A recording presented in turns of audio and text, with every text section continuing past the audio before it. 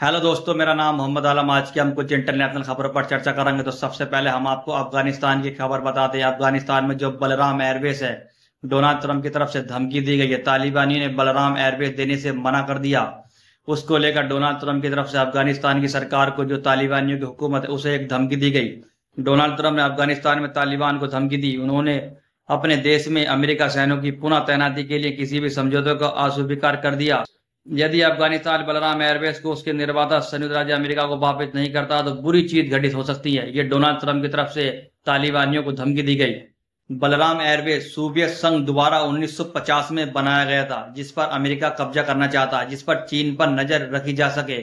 तालिबानियों ने Balram airbase America को देने से साफ इनकार कर दिया था। हम बलराम एयरबेस नहीं दे सकते। उसी को लेकर डोनाल्ड ट्रंप की तरफ से धमकी दी गई, अगर आपने बलराम एयरबेस नहीं दिया तो बुरी चीजें घटित हो सकती हैं।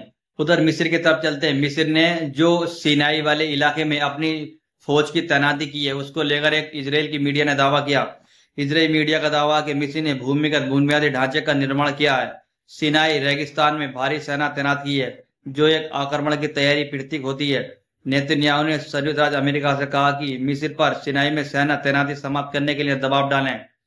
इजराइल के प्रधानमंत्री बेंजामिन नेतन्याहू ने कहा कि अमेरिका से जो सेनाई में मिस्र अपनी सेना तैनात कर रहा है, उस पर दबाव डाले, अपनी सेना उसे पीछे हटा ले। जो कुछ टैंक भी तैनात किए हैं, अपनी कुछ सेना भी मिस्र ने तैनात की है सेनाई वाले इलाके में।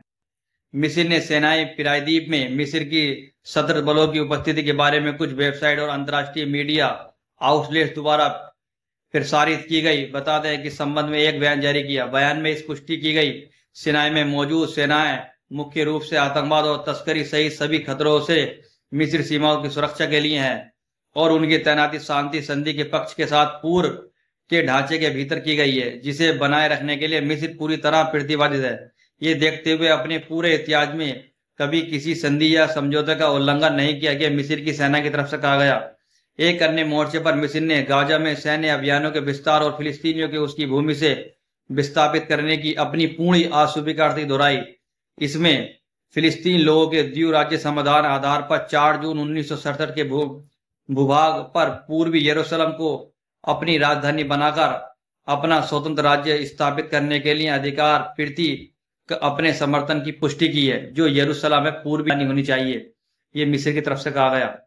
उधर कतर की तरफ चलते हैं। जो कतर ने गाजा में मध्यस्थता शुरू करने से पहले दोहा में हवाई हमले के लिए इजराइल से माफी मांगने की मांग की। जो भी दोहा में हमला किया था इजराइल ने, अब कतर की तरफ से कहा गया, अगर आपको बंधक आपको हमास से रिहा कराने तो आपको माफी मांगनी होगी।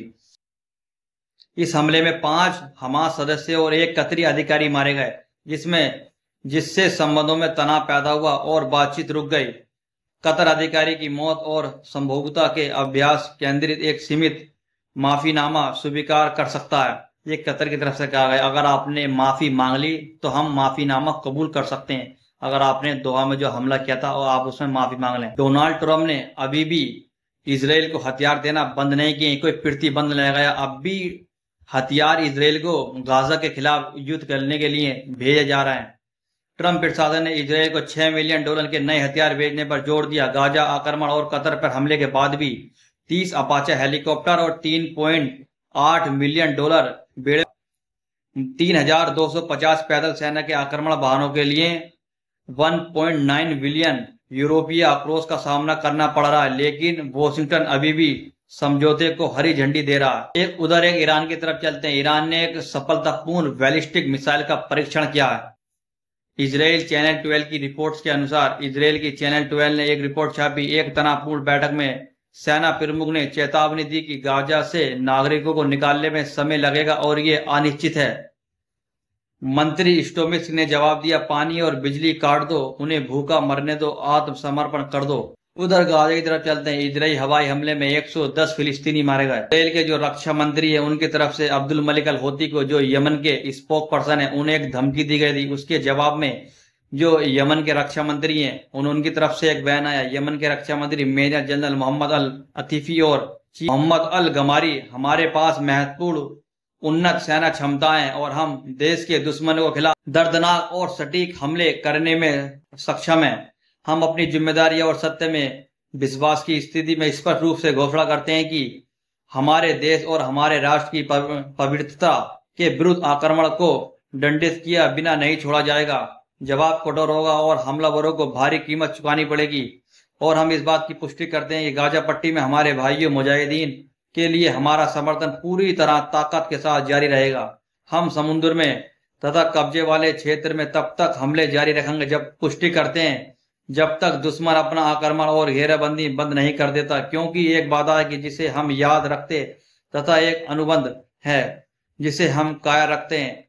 हमारे पास विजय या शहादत के अलावा कोई विकल्प नहीं है। ये जो यमन के रक्षा मंत्री है उनकी तरफ से बयान दिया गया। फ्रांस का कहना है 10 देश 1967 की सीमाओं पर स्थित फिलिस्तीन को राज्य की मान्यता देंगे। इस रिपोर्ट में फिर कोई नई रिपोर्ट के साथ हाजिर होते हैं।